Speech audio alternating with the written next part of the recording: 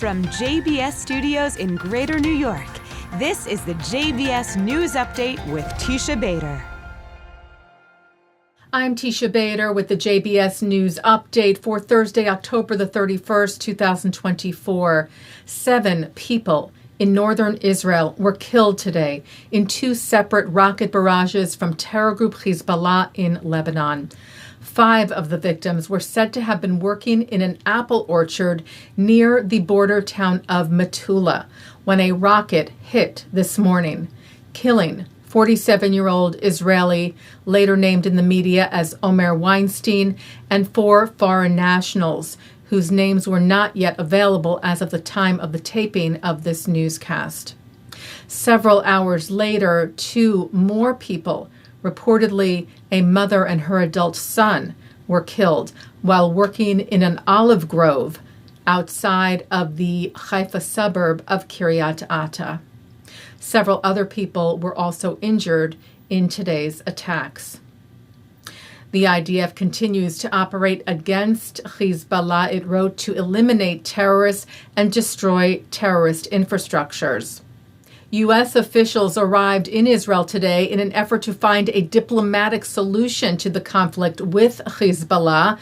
Israeli Prime Minister Benjamin Netanyahu's office said the Prime Minister met with U.S. Presidential Special Envoy Amos Hochstein and U.S. Presidential Special Envoy Brett McGurk in Jerusalem today, where Netanyahu said he thanked our American friends for their efforts. The Prime Minister, it wrote, made it clear that the main point is not this or that agreement on paper, but Israel's ability and determination to enforce the agreement and thwart any threat to its security from Lebanon in a manner that will return our residents securely to their homes. The U.S. team also met with Israel's Defense Minister Yoav Gallant and Strategic Affairs Minister Ron Dermer to discuss the situation further in Lebanon, as well as, the Times of Israel cited, efforts to ensure the return of 101 hostages still held by terror group Hamas in Gaza.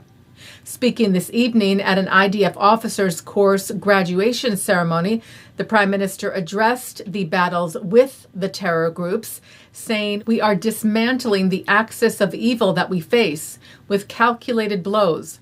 No longer will terrorist armies be on our borders. Hamas will no longer rule in Gaza, and Hezbollah will not sit on our northern border at positions a few meters from our border, from which it could invade." He said, "We are also severing Iran's weapons pipelines to Hezbollah through Syria and from there to Lebanon," and said that in Iran today, Israel has greater freedom of action than ever before. The Prime Minister saying, "The supreme objective that I have set for the IDF and the security services is to prevent Iran from attaining nuclear weapons."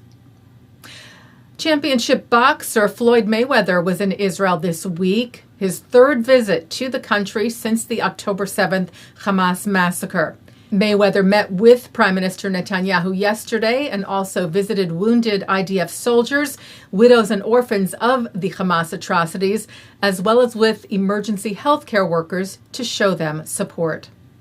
Well, on Monday, The Guardian reported that some 1,000 authors and literary figures signed a letter to boycott Israeli publishers, festivals, literary agencies, and publications that they wrote are, quote, complicit in violating Palestinian rights or justifying Israel's occupation, apartheid, or genocide, unquote.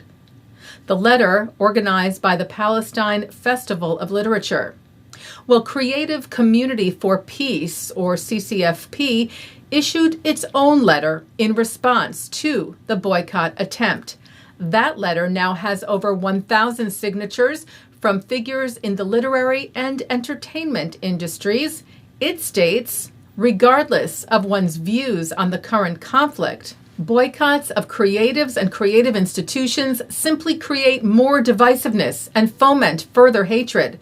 CCFP Executive Director Ari Engel said, Authors, writers, and literary groups have faced nonstop harassment by a dedicated group of illiberal activists since October the 7th.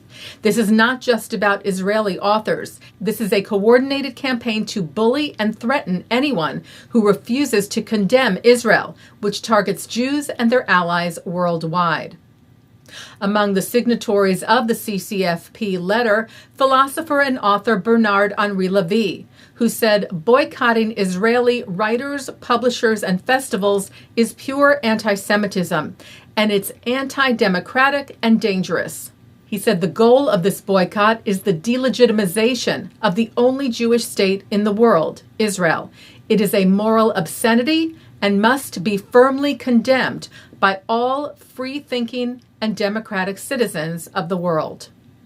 Taking a look now at our programming for tonight on JBS for Thursday, October the 31st. At 7 o'clock, best-selling author Franklin Foer and American Jewish Committee CEO Ted Deutch discuss rising anti-Semitism, the impact of October the 7th, and the presidential election with Rabbi Avraham Bronstein in a special presentation from the Hampton Synagogue.